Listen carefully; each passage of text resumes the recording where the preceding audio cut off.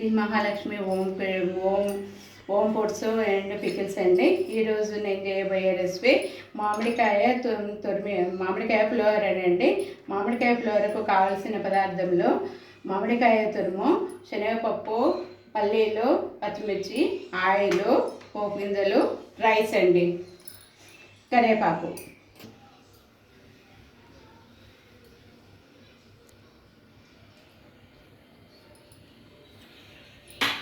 Oil,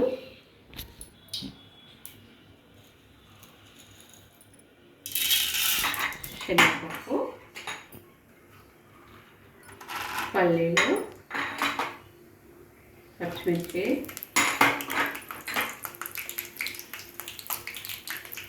పోపు గింజలు,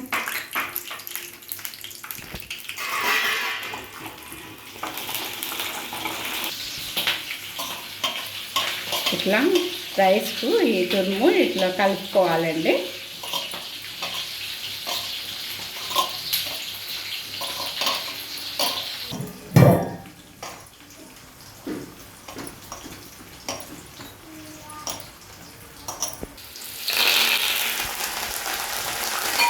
కరివేపాకు వేసుకోవాలండి.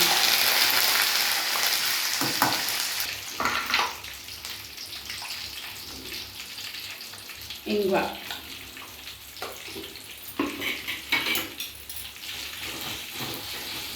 ఇలా కలుపుకోవాలండి.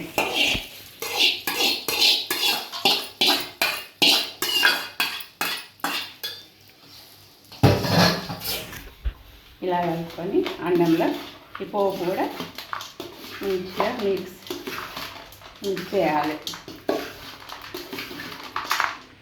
ఎంతో టేస్టీగా ఉండే మామిడికాయ తురుము రెడీ అయిపోయిందండి.